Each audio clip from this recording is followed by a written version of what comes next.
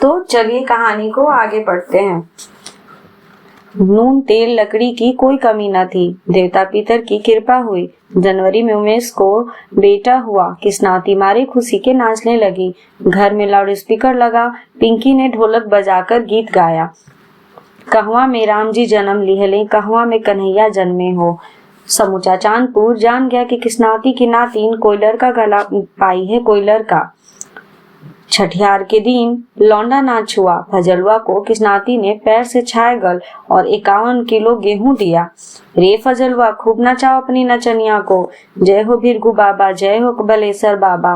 अनहरिया में पड़े चांदपुर के इस कोने को अंजोरिया से भर दिया। हमारे उत्तिम बाबू फिर हमारी गोदी में आ गए। हे गंगा माई, कार्तिक में जोड़ा चुनरी और पीठा चढ़ाएंगे। देखते ही देखते चांदपुर के इस सुने कोने में 4 चांद लग गए। पूनम पिंकी की आंखों में रक्षाबंधन के दिन निकलने वाले आंसू थम गए और दोनों बहनों ने चचेरे भाई का नाम रख दिया सोनुआ। सोनुआ 4 साल का हुआ कि ईश्वर इस घर की रौनक बर्दाश्त न कर सका। एक रात पेशाब करने गई किस्नाती को लकवा मार दिया। उत्तर टोले में हुआ हल्ला। जल्दी जल्दी सुखारी डॉक्टर को बुलाओ रे, किस्नावत आजी को हवा मार दिया है, अब बहुत दिन नहीं बचेगी। सुखारी डॉक्टर ने बलियां भेज दिया। दोपहर तक बलिया सदर अस्पताल के डॉक्टर ने उमेश को जवाब दे दिया, ले जाइए, दवाई खिलाइए। उम्र 80 साल के ऊपर हो रहा है। अब केवल भगवान भगवान करिए, ऊपर वाले ही रक्षा करेंगे। इतना सुनते ही दिन भर गाय भैंस खेत और मजदूरी में उलझे रहने वाले उमेश जमीन पर बैठ गए। पिंकी की माँ अपने खटिया के बगल में लेटी सास की खटिया देखने की हिम्मत न कर सकी। पिंकी और पूनम को तो समझ में नहीं आया कि अब माँ को पकड़कर रोए या दादी को। ईका की ये बाबा चैन राम, कौन पाप किए हम लोग। किस्नाती औरत नहीं थी, देवी थी। यही तो थी जिंदगी के धूप में घड़ी भर चैन मिलता था। आप आज उन्हें भी खटिया पर बैठा दिए। कहते हैं इस घटना के ठीक 20 दिन बाद घर के चाबी की रिंग बदल गई। मालकिन बन गई मैना देवी।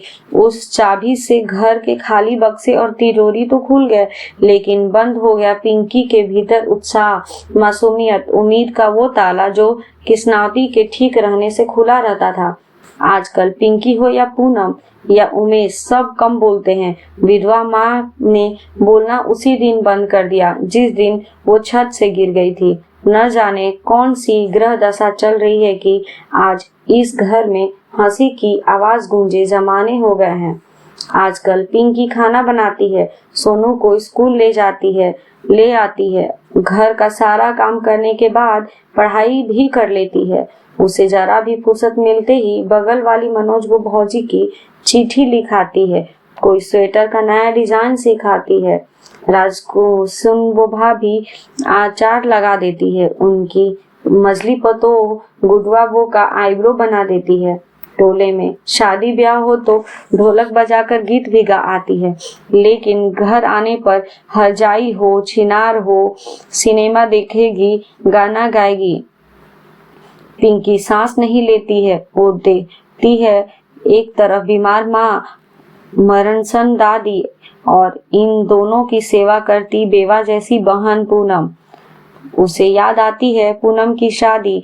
गांव भर की लड़कियों और रिश्तेदारों को मेहंदी लगा लगा कर थक गए। उसके हाथों ने ढोलक बजाकर जब गाया सावन मासे समधी काहे न आयो जी, तब पूनम के ससुर उधारी यादों ही नहीं, समूचा आंचलगढ़ गांव के बराती वाह वाह करने लगे।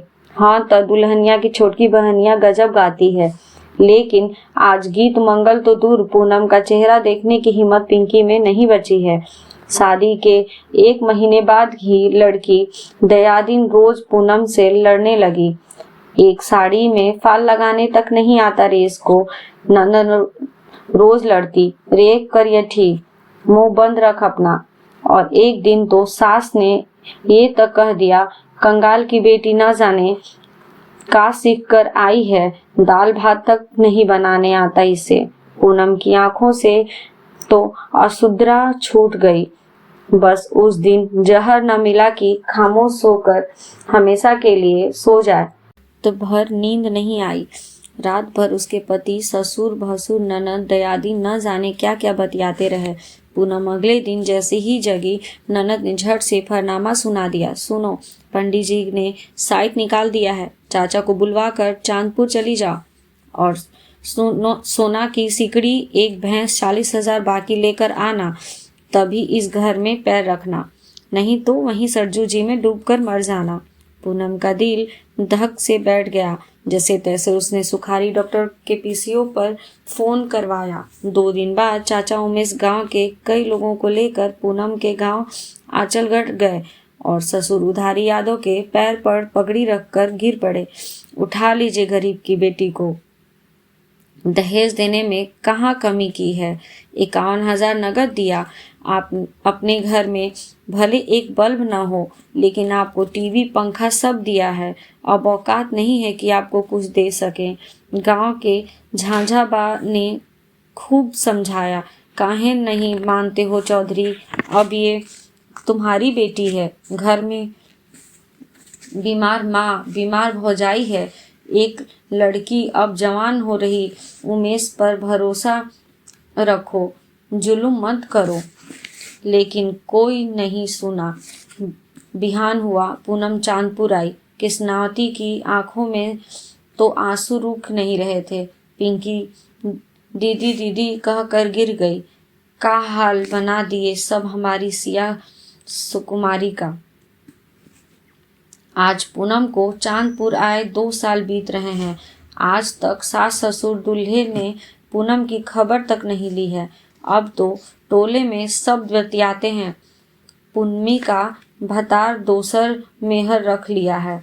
ये सब सुनकर उमेश का चेहरा उतर जाता है। उमेश उदास रहते हैं, बहुत उदास। अगर आपको हमारी ये कहानी अच्छी लगती है तो हमारे चैनल को लाइक एंड सब्सक्राइब करें। Thank you.